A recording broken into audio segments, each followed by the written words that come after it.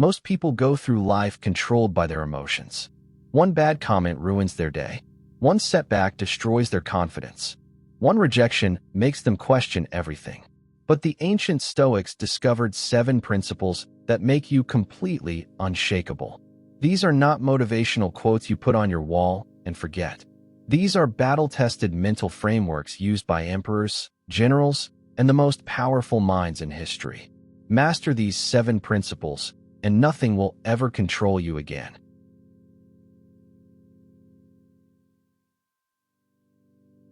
The most powerful Stoic principle is deceptively simple. Separate everything in your life into 2 categories: things you can control and things you cannot. Your thoughts, your effort, your character, your responses. These you control.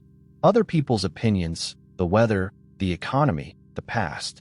These you do not. Epictetus said it best. Some things are within our power, while others are not. Within our power are opinion, motivation, desire, and aversion.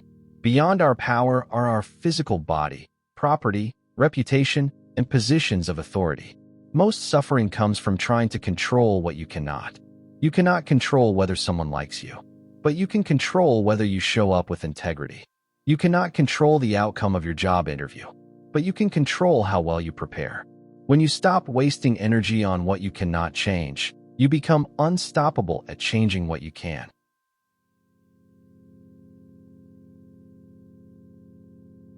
Remember that you will die.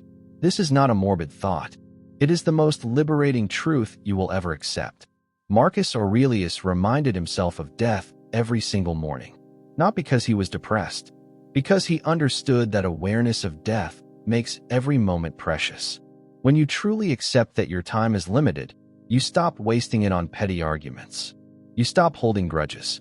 You stop postponing the things that matter most. Seneca wrote, "It is not that we have a short time to live, but that we waste a great deal of it." You are not guaranteed tomorrow. This is not a threat. This is freedom. Because when you stop assuming you have infinite time, you start using the time you have with absolute intention.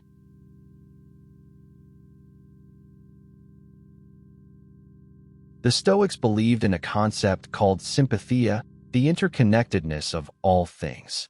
You are not separate from the world around you. You are part of it. Marcus Aurelius wrote that we are all working together toward one outcome. Some with knowledge, some without. What affects one, affects all. This principle destroys selfishness at its root. When you understand that your actions ripple outward, you become more thoughtful, more compassionate, more deliberate. The person who cuts you off in traffic is not your enemy. They are another human being, struggling with their own invisible battles. Sympathia does not mean you become passive. It means you act with awareness that your choices matter beyond yourself.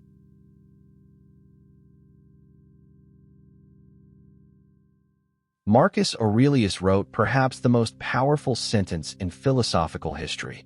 The impediment to action advances action. What stands in the way becomes the way. Every obstacle you face is not blocking your path. It is your path. The job you lost forced you to find something better. The relationship that ended taught you what you truly need. The failure that embarrassed you built the resilience that now defines you. Most people run from obstacles. The Stoic runs toward them. Not because they enjoy pain, but because they understand that growth only happens at the edge of comfort. When you start seeing every problem as an opportunity for growth, problems stop being problems. They become stepping stones.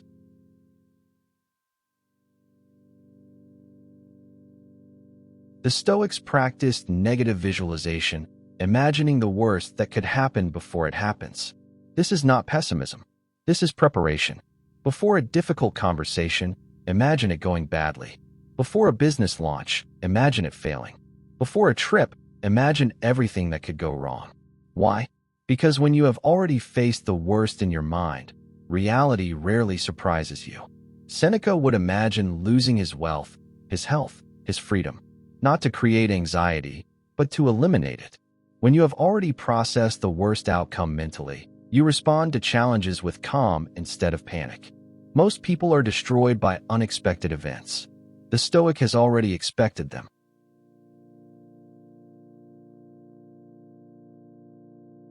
Love your fate. Not just accept it. Love it. Everything that happens to you, good or bad, is material for your growth. Nietzsche borrowed this concept from the Stoics and called it Amor Fati. The idea is radical. Do not just tolerate what happens. Embrace it as if you chose it yourself.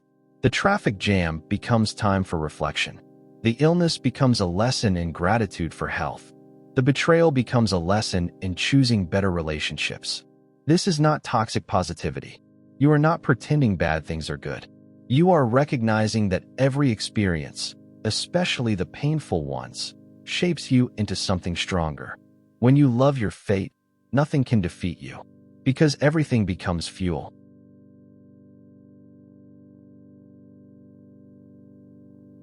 The final principle is perspective. The Stoics practiced what they called the view from above. Imagine zooming out from your current problem. See yourself from above your city, then above your country, then above the earth. From space, your problem looks very different. Marcus Aurelius did this constantly. He would remind himself that all of human drama, wars, empires, personal conflicts, takes place on a tiny speck of dust in an infinite universe. This is not meant to make your problems feel meaningless. It is meant to give you proportion. The argument you had this morning will not matter in a year. The embarrassment you felt will be forgotten in a month. When you see your life from above, you gain the clarity to focus on what truly matters. 7 principles. Thousands of years of wisdom. If you apply even one of these consistently, your life will transform. But here is the truth most people miss. Knowing these principles means nothing. Living them means everything. Subscribe to this channel for more Stoic wisdom that actually changes your life. Hit the bell so you never miss a new video. And if this video helped you, share it with someone who needs to hear this today.